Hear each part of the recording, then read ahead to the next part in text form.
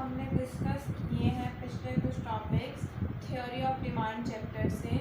आज हम उसका मेन टॉपिक डिस्कस करेंगे law of demand with example और with graphical presentation, and this is more important topic in whole chapter, so please pay more attention in that topic. So हम discuss करते हैं law of demand.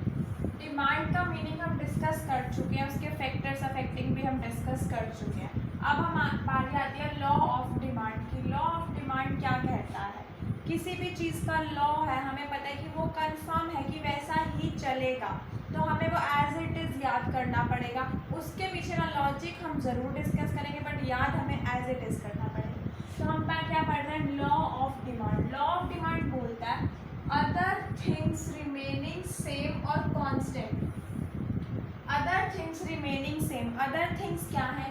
हमने जो factors affecting demand में पढ़े थे, factors affecting two types की demand पढ़ी थी हमने। जो फैक्टर्स अफेक्टिंग होते हैं, एक मार्केट डिमांड और एक इंडिविजुअल डिमांड। हम जो है इंडिविजुअल डिमांड की अगर बात करें तो फैक्टर्स अफेक्टिंग डिमांड में हमने 5 पॉइंट्स कौन से पढ़े थे? Price, income, taste, expectations and price of related goods। ये हम बात कर रहे हैं इंडिविजुअल डिमांड की। इंडिविजुअल डिमांड की बात कर रहे हैं। ये क्या बोलता है? Other things remaining same. Other things remaining same का मतलब क्या है? प्राइस को छोड़ के बाकी जितनी भी चीज़ें हैं वो सेम है, वो चेंज नहीं हो रही है टाइम के साथ साथ। उस केस में क्या है? जब प्राइस इंक्रीज होगा डिमांड डिक्रीज होगी, and vice versa. Vice versa का मतलब क्या है कि इसका अपोजिट भी ट्रू होगा कि जब प्राइस डिक्रीज होगा तो डिमांड इंक्रीज होगी। ठीक है, ये क्या बोलता है? फैक्टर्स अफेक्टिंग इंडिविजुअल डिमांड में हमने क्या पढ़े हैं? 5 पॉइंट पढ़े हैं, जिसमें से अगर हम प्राइस को एक बार एक्सक्लूड कर दें, ये बोलता है ये चारों पॉइंट्स जो है ना आपके, ये कांस्टेंट रहने चाहिए, इनमें कोई चेंज नहीं आना चाहिए। जैसे कि किसी की इनकम 5000 है, वो 5000 ही रही पूरे साल। जब तक हम उसका लॉ ऑफ डिमांड डिस्कस कर रहे हैं, जब तक हम उसकी देख रहे हैं कि डिमांड बढ़ रही है घट रही है, उसका इफेक्ट ना डिमांड बढ़े या घटे, उसकी डिमांड बढ़ या घट जो रही है वो इनकम की वजह से नहीं घट या बढ़ रही। उसकी डिमांड जो है वो बढ़ रही है या कम हो रही है, वो टेस्ट की वजह से भी नहीं हो रही, वो एक्सपेक्टेशंस की वजह से भी इम्पैक्ट नहीं हो रही, वो प्राइस ऑफ रिलेटेड गुड्स की वजह से भी इम्पैक्ट नहीं हो रही। वो सिर्फ किसकी वजह से इंक्रीज या डिक्रीज जो है वो किसकी वजह से हो रही है, इसमें नहीं लिखती बिकॉज ये एज इट इज आपको लैंग्वेज लिखनी है। डिमांड जो है वो इंक्रीज या डिक्रीज क्यों हो रही है? सिर्फ प्राइस की वजह से। प्राइस बढ़ रहा है या घट रहा है, उसका इम्पैक्ट जो हम डिमांड पर देखेंगे, ये सिर्फ लॉ ऑफ डिमांड कहता है। उसने पहली लाइन ही लिख दिया other things remaining constant. Other things constant रहनी चाहिए, उसका कोई इम्पैक्ट नहीं पड़ना चाहिए डिमांड पे। किसी की इनकम 5000 है, 5000 रहेगी। टेस्ट फेवरेबल है, फेवरेबल रहेगा। एक्सपेक्टेशंस क्या है? उसने यही सोच रखा है फ्यूचर में प्राइस बढ़ेंगे तो यही रहेगा। उसने प्राइस ऑफ रिलेटेड गुड्स क्या, जो भी चीज़ है आपकी टॉप टी का प्राइस बढ़ रहा है तो हम ये मानेंगे कि टी का प्राइस बढ़ ही रहा है। ये चीज़ें क्या रहेंगी? सेम रहेंगी। इसमें एक भी माइनर सा भी या मेजर सा भी चेंज नहीं आएगा। ये लॉ ऑफ डिमांड कह रहा है, हम नहीं बोल रहे। लॉ ऑफ डिमांड ये बोलता है कि other things remaining same. Other things जो है वो सेम रहेंगी, कांस्टेंट रहेंगी, उसमें कोई चेंजेस नहीं आएगा। Such as taste, expectations, price of related goods, income, इनमें कोई भी चेंज नहीं आएगा। लॉ ऑफ डिमांड ये बोल रहा है। उस केस में क्या होगा? जब जब प्राइस बढ़ेगा तब तब डिमांड डिक्रीज होगी, जब जब प्राइस डिक्रीज होगा तब तब डिमांड इंक्रीज होगी। ये लॉ ऑफ डिमांड बोलता है। ये 2 लाइनें लॉ ऑफ डिमांड ने कहा। अदर थिंग्स रिमेनिंग से इम्पॉर्टेंट, मोस्ट इम्पॉर्टेंट वर्ड है law of demand. Other things remaining से आप क्वेश्चन में लिख रहे हो अदर थिंग्स रिमेनिंग से, मैं लिखा आपको पूरा लॉ ऑफ डिमांड कर देता है, क्योंकि अदर थिंग्स रिमेनिंग कांस्टेंट का मतलब ये कि हम सिर्फ प्राइस का इम्पैक्ट देखना चाहते हैं डिमांड में। अगर अदर थिंग्स रिमेनिंग से लिखा तो हमें पता है इनकम की वजह से भी डिमांड पे इम्पैक्ट पड़ता है। इनकम और डिमांड का जबकि क्या होता है? पॉजिटिव होता है, जबकि प्राइस और डिमांड का क्या नेगेटिव रिलेशन है। तो other things remaining constant is important word in whole law of demand. जो भी थ्योरी लॉ ऑफ डिमांड की दी गई है ना, उसमें ये बहुत इंपॉर्टेंट लाइन है, तो इसको अच्छे से लिख लो। समझ लो, नहीं आ रहा समझ में कमेंट सेक्शन में मेंशन कीजिए, बाकी मैं आगे ग्राफिकली प्रेजेंटेशन के साथ समझाती हूँ, पहले नोट कीजिए। सो हमने अभी डिस्कस किया law of demand. Law of demand में मैंने आपको बताया अदर थिंग्स रिमेनिंग कांस्टेंट एक बहुत इंपॉर्टेंट वर्ड था, जिसके पीछे का लॉजिक अभी हम डिस्कस करेंगे कि क्यों मैं वो बहुत इंपॉर्टेंट बोल रही हूँ। हम एक एग्जाम्पल के साथ डिस्कस करते हैं पूरा जो है लॉ ऑफ डिमांड को। फॉर एग्जाम्पल ये चीज़ तो आपको समझ में आ गई कि लॉ ऑफ डिमांड ये बोल के गया कि other things remaining same, other things same रहेंगी। जब प्राइस इंक्रीज होगा डिमांड डिक्रीज होगी, जब प्राइस डिक्रीज होगा डिमांड इंक्रीज होगी, और ये चीज़ तो होगी किसके साथ, other things remaining same.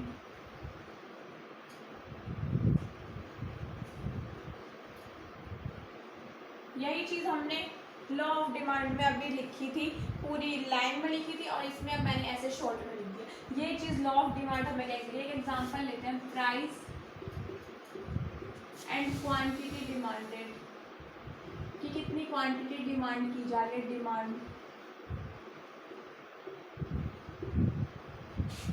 Price और क्वांटिटी डिमांडेड। प्राइस 1 है, 2 है, 3 है, 4 है, 5 है, क्वांटिटी डिमांडेड 1 जब प्राइस होता है तो 5 क्वांटिटी की डिमांड की जाती है, 2 प्राइस होता है तो वही 4 हो जाता है, 3 प्राइस होती है तो 3 क्वांटिटी डिमांड हो जाती है, 4 होता है तो 2, 5 होता है तो 1। Price and quantity demanded, P से डिनोट करो इसको, इसको Q से डिनोट करो या D से डिनोट करो, आपकी मर्जी है। प्राइस ये होता है क्वांटिटी डिमांडेड। इससे आप देख सकते हो, क्या देख सकते हो, ये वाली चीज इम्प्लीकेट हो रही है नहीं हो रही। जब जब प्राइस बढ़ रहा है क्वांटिटी डिमांडेड कम हो रही है, और जब जब प्राइस कम हो रहा है तब तब क्वांटिटी डिमांडेड बढ़ रही है। प्राइस कम कब है, सबसे कम 1 पे है, तो सबसे ज़्यादा क्वांटिटी भी तो 1 पर है। जब 2 पे है तो क्वांटिटी डिमांडेड 4 पे है, जब 3 पे है तो क्वांटिटी डिमांडेड 3, 4 है 2। ये चीज़ प्रॉपर इम्प्लीकेट हो रही है। जब जैसे जैसे प्राइस बढ़ रहा है डिमांड कम हो रही है, 1 से 2 हुआ, डिमांड भी 5 से 4 हो गई, 3 से 4 हुआ, ये भी 3 से 2 हो गई। जैसे ही प्राइस कम हुआ क्या हुआ, 5 से 4 हुआ प्राइस, 1 से 2 हो गई डिमांड, 3 से 2 हुआ प्राइस, 3 से 4 हो गई डिमांड। प्रॉपर इम्प्लीकेट हो गया। लेकिन जो हमें कंडीशन लगाकर चल रहे हैं साथ में, जो इसकी मोस्ट इम्पॉर्टेंट एजम्पशन है, हम बोल सकते हैं क्या, other things remaining same, other things remaining same. Other things क्या क्या थी, income, expectations, taste, price of related goods. ये थी इंडिविजुअल के केस में। मार्केट डिमांड के केस में पॉपुलेशन, ये तो रहेंगी 4, ये एडिशनल थी, मैंने आपको बताया था। Population, distribution of income, wealth, taxes and subsidies. ये सारी चीजें कांस्टेंट रहेंगी, सारी चीजें। सिर्फ इम्पैक्ट प्राइस का, प्राइस ऑफ रिलेटेड गुड्स आप अगर पॉइंट पर छोड़ भी दो तो भी चलेगा, क्योंकि जो रिलेटेड गुड्स होते हैं उसका प्राइस और डिमांड का ही हम देखते हैं। तो इसको अगर आप एक पॉइंट पे इग्नोर करके चलो, हाँ इसको भी एक इनडायरेक्टली तरीके से हम इसी से रिलेट करके चलते हैं, बट बाकी सारों को हम कांस्टेंट लेकर चलेंगे। बट इसको भी कैसे डिफरेंट करते हैं आने वाली क्लासेस में डिस्कस करेंगे। तो ये 3 पॉइंट्स, ये 4 पॉइंट्स, 7 पॉइंट्स के आएंगे हम कांस्टेंट। और भी बहुत होते हैं फैक्टर्स अफेक्टिंग, बेसिकली ये होते हैं, तो यही डिस्कस किए गए हैं। ये 7 पॉइंट्स कांस्टेंट रहेंगे। और हम किसका इम्पैक्ट देखेंगे, प्राइस का डिमांड पर क्या इम्पैक्ट पड़ता है, और वो कैसे इम्पैक्ट पड़ता है वो हमने लिख दिया। और हम देख भी रहेंगे, और हमारी एक्चुअल लाइफ में भी यही होता है। जिस चीज़ के प्राइस कम होंगे हम उसकी ज़्यादा क्वांटिटी परचेज करते हैं, जिस चीज़ के प्राइस जो है वो ज़्यादा होंगे उसकी हम क्वांटिटी एक टाइम पे सोचते हैं कि कम कर लो, क्या पता आगे कम हो जाए, तब हम ज़्यादा क्वांटिटी परचेज कर लेंगे। तो इस चीज़ को एक बार नोट कीजिए, फिर हम आगे डिस्कस करते हैं।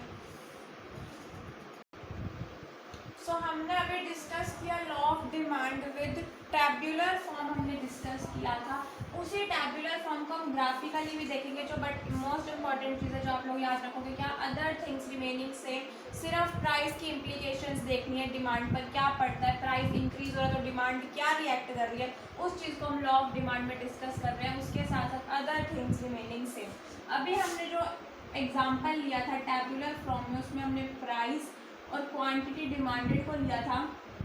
क्या था, प्राइस 1 तो क्वांटिटी डिमांडेड 5 हो रही थी, रुपीज़ में होगा, ये केजी में ले लो या किसी चीज़ में भी ले लो, आपकी मर्जी है। जब 2 तो 4 होता है, जब 3 तो 3 होता है, जब 4 तो कितना हो जाएगा ये 1 2 3 4। अब हम देख सकते हैं जब प्राइस 3 से 4 हुआ है, प्राइस बढ़ रहा है, तो अगर आप इसे थाउजेंड्स में लेकर चलो या जैसे हम कभी रुपीज़ में लेकर चलते हैं, हम अपनी एक्चुअल लाइफ में देखें कोई चीज़ पहले 3000 की थी, हम उसकी 3 क्वांटिटी परचेज करते थे, अब वो 4000 रुपये की होगी तो हम तब भी 3 क्वांटिटी परचेज करेंगे। अगर हम सिर्फ इम्प्लीकेशंस प्राइस का देख रहे हैं तो हम सोचेंगे नहीं हम थोड़ी कम क्वांटिटी परचेज कर लें। तो वैसे ही इस टाइम पे जो कंज्यूमर है वो भी यही सोचता है। कंज्यूमर हमारा है रैशनल, वो जानता है कि मुझे कहाँ पे सही पैसे खर्च करने पे अच्छी सेटिस्फेक्शन मिलेगी। हमारा कंज्यूमर क्या है, रैशनल कंज्यूमर है, वो बेफालतू के पैसे खर्च नहीं करता।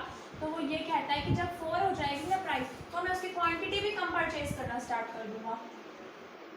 ऐसे करके प्राइस और क्वांटिटी डिमांडेड उसने किया। हम क्या बोल रहे थे, other things remaining same. Other things remaining same को क्यों बोला गया है इस लॉ ऑफ डिमांड में, उसके पीछे का लॉजिक आप अब देखेंगे। हमने बोला अदर थिंग्स रिमेनिंग सेम रहेंगी तब होगा प्राइस इंक्रीज तो डिमांड डिक्रीज। अगर ये सेम रहेंगी तो अगर हम एक पॉइंट पर ये कहते हैं, हम इसका क्रिटिसिज्म अगर देखें तो हम ये कहते हैं कि अगर इनकम है किसी की 4000, इनकम बढ़ गई 5000, तो भी वो ये देखेगा कि प्राइस बढ़ने से मैं अपनी डिमांड कम करूँ, नहीं, प्राइस बढ़ेगा तब भी उसकी डिमांड उतनी रहेगी, सेम रहेगी। क्यों? क्योंकि उसकी इनकम भी तो बढ़ गई। ऐसे ही अगर आप टेस्ट का देखो, हम मान के चलते हैं फेवरेबल टेस्ट है उसका, तो वो डिमांड कर रहा है, ठीक है। अब अगर अनफेवरेबल हो गया तो वो भी तो डिमांड में इम्पैक्ट डालेगा। ऐसे ही एक्सपेक्टेशंस का या किसी भी चीज़ का आप लेकर चलोगे तो इससे क्या होगा, ये वाला जो लॉ ऑफ डिमांड है ना वो पूरा तरीके से जो है फुलफिल नहीं करेगा। क्योंकि एक्चुअल में लॉ ऑफ डिमांड क्या बोल रहा है, जब जब प्राइस इंक्रीज होगा तब तब आपकी डिमांड डिक्रीज होगी। लेकिन जैसे अगर प्राइस में इनकम भी बढ़ गई तो डिमांड डिक्रीज होगी नहीं, वो तो स्टेबल हो जाएगी डिमांड। वो तो कहेगा हाँ मैं पहले भी अगर 3 क्वांटिटी परचेज करता तो आज भी 3 ही करूँगा क्योंकि मेरे पास इनकम ज़्यादा हो गई।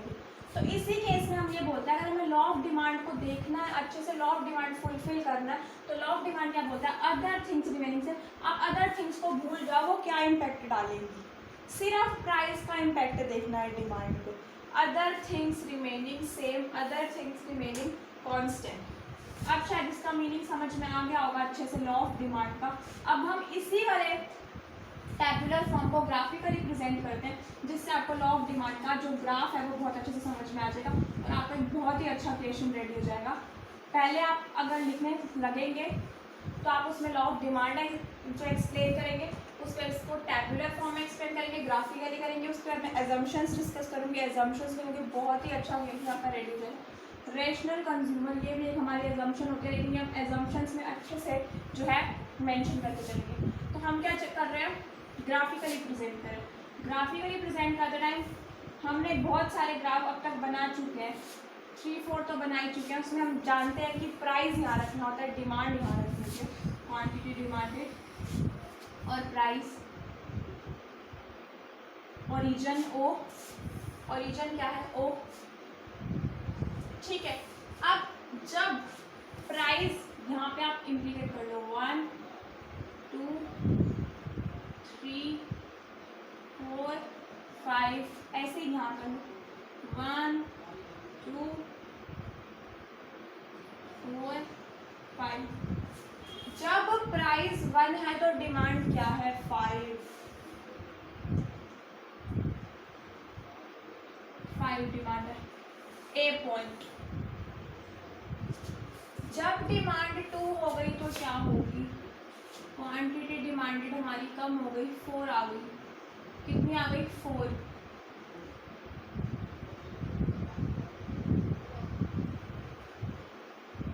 बी पॉइंट, जब हमारी प्राइस 3 हुआ तो क्वांटिटी डिमांडेड 3 हो गई।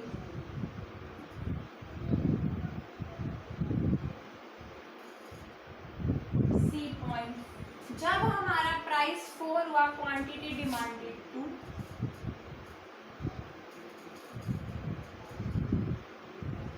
बी पॉइंट, जब 5 हुआ क्वांटिटी डिमांडेड 1 हो गई।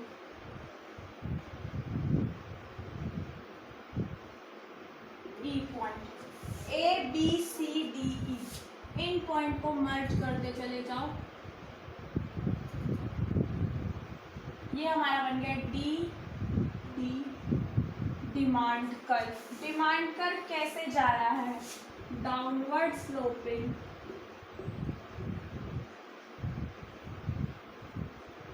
डाउनवर्ड स्लोपिंग कब होता है? जब हमारे एरोज अपोजिट डायरेक्शन में मूव कर रहे हो। बिल्कुल अपोजिट डायरेक्शन में मूव कर रहे हैं। जब जब प्राइस बढ़ा है तब तब डिमांड कम हुई है। अपोजिट डायरेक्शन में मूव कर रहे हैं हमारे एरोज, डाउनवर्ड स्लोपिंग होगा। साथ ही साथ हम क्या बोल सकते हैं? नेगेटिव रिलेशन रखता है ये, इनवर्स रिलेशन रखता है ये। नेगेटिव रिलेशन है किस किस में? प्राइस और डिमांड में। इनवर्स रिलेशन है किस में? प्राइस और डिमांड में। तो लॉ ऑफ डिमांड क्या बोलता है कि आपको सिर्फ एक इम्प्लीकेशन देखनी है, प्राइस की डिमांड पर क्या इम्प्लीकेशंस पड़ती हैं, हमें वो डिस्कस करना है। टैब्यूलर फॉर्म में आप ऐसे मेंशन कर सकते हो। और इसको जब आप ये आपने बना दिया, ये नहीं बनाने का, इसको अच्छे से एक पैराग्राफ में आपको पूरा मेंशन करना है। जब जब प्राइस 1 हुआ तब क्वांटिटी डिमांडेड 4 हुई। जैसे ही प्राइस इंक्रीज हुआ ₹1 से, तब क्वांटिटी डिमांडेड 1 यूनिट या 1 kg से डिक्रीज हो गई।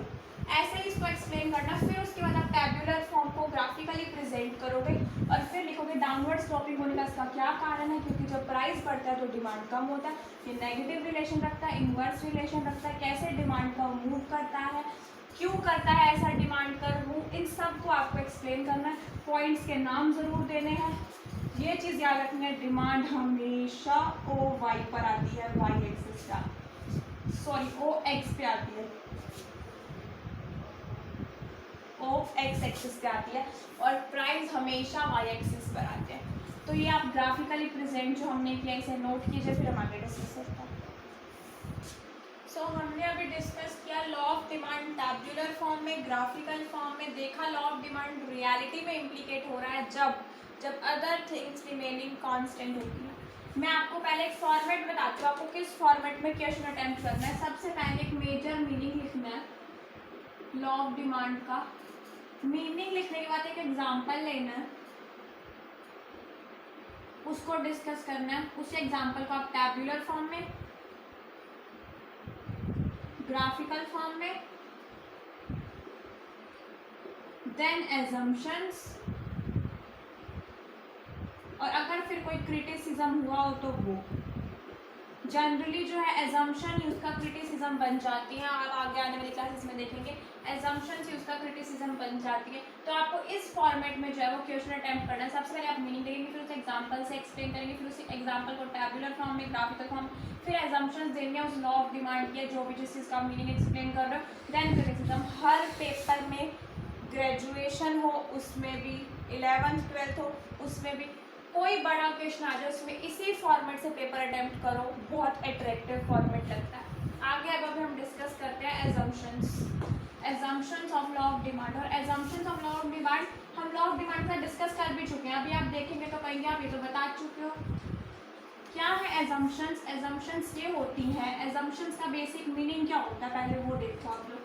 एजम्पशंस ये होती है कि जिसको हमें एज्यूम करना पड़ेगा अपने लॉ ऑफ डिमांड को फुलफिल करने के लिए, वो चीज़ें हम मानते हैं ऐसी ही रहेंगी तभी लॉ ऑफ डिमांड सेटिस्फाई होगा। अगर वो एजम्पशन एक भी इधर उधर हुई हमारा लॉ ऑफ डिमांड फेल हो जाएगा।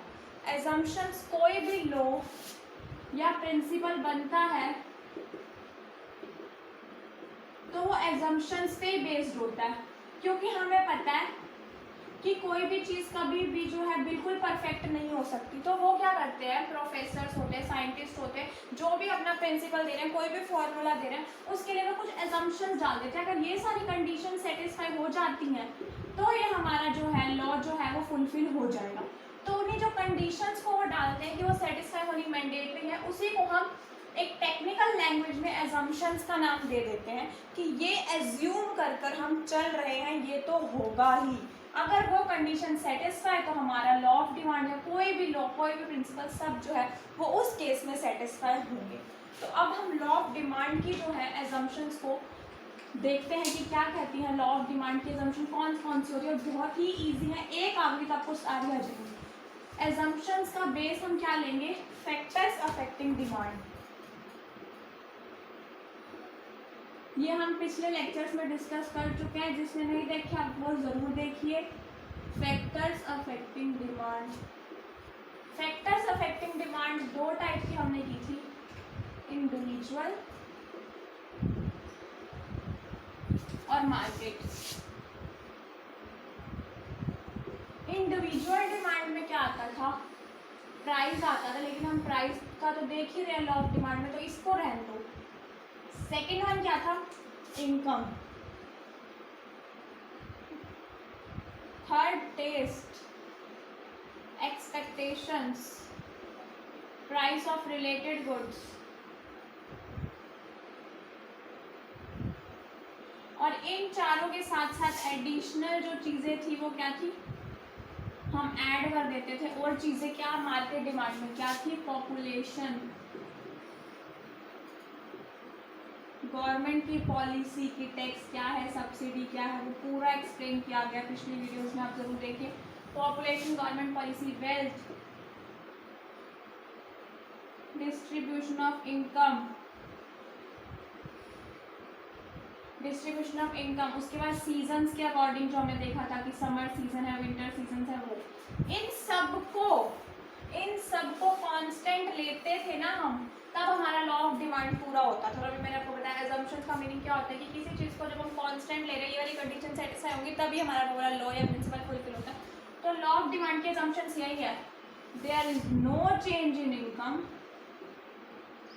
There is no change in taste, no change in expectation, no change in price of goods, there is no change in population, no change in government policy, no change in wealth, no change in distribution of income, no change in season। कोई change आ ही नहीं रहा है। There is no change in income. अगर किसी की income पहले 4000 थी तो अभी भी 4000 है। किसी का टेस्ट पहले फेवरेबल था तो अभी भी फेवरेबल ही है। किसी ने एक्सपेक्ट किया था अभी प्राइस बढ़ रहे हैं तो वो अभी भी एक्सपेक्ट कर रहा है कि अभी प्राइसेस बढ़े।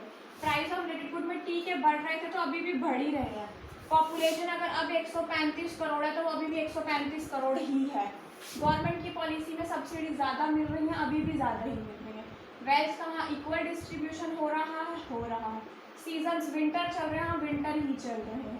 कोई चेंज ना होना इनमें से किसी भी फैक्टर में, यही सारी हमारी एजम्पशंस है। इसको आप कैसे लिखेंगे, आप लिख सकते हैं there is no change in income, there is no change in the taste, expectations, price of related goods. यही सारी एजम्पशंस लेके चलता है। एक और जो मेजर एजम्पशन है वो क्या है कि हमारा कंज्यूमर रैशनल होता है। कंज्यूमर रैशनल, और इन सब के पॉइंट्स अगर आप बनाने लगे, 4 पॉइंट्स इधर से बनते हैं, 5 पॉइंट्स इधर से बनते हैं, 9 पॉइंट्स एजम्पशंस के मोर देन एनफ है। सिर्फ एक लाइन लिखना है there is no change in income and in that case भी आपको यही सब कुछ लिखना है। तो एजम्पशंस का मीनिंग क्लियर हो गया होगा। होप्स की एजम्पशंस वो होती हैं जो हमें एज्यूम करनी पड़ती हैं कंडीशंस की, उस टाइम पे ये कंडीशंस रहेंगी तो हमारा लॉ या प्रिंसिपल जो है वो सेटिस्फाई होगा। और वो लॉ ऑफ डिमांड की क्या एजम्पशंस है उसका बेस मैंने आपको बताया, फैक्टर्स अफेक्टिंग से उठाएंगे आप लोग और एज इट इज़ लिखते चले जाएंगे, एजम्पशंस आपकी ready.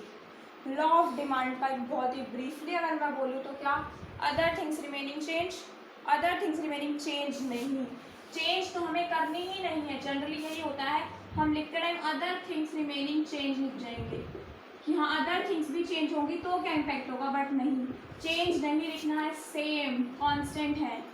Other things remaining same, there is change in the price and that impact we are discussing on demand. So हम क्या बोलते हैं, other things remaining constant when price increases demand decreases, when price decreases demand increases. ये हमने law of demand में पढ़ा। उसके लिए क्या क्या कंडीशन सेट करेंगे, क्या क्या अजम्पशन होनी चाहिए, वो हमने अभी डिस्कस की हैं। उसको टैब्यूलर फॉर्म में, ग्राफिकल फॉर्म में हमने डिस्कस किया। तो लॉ ऑफ डिमांड का हम यहीं तक रखते हैं।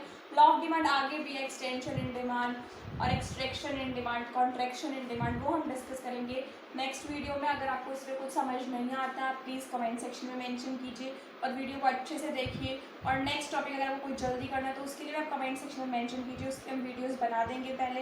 बट प्लीज़ आपका सपोर्ट चाहिए, सो प्लीज़ लाइक कीजिए और सब्सक्राइब कीजिए चैनल को।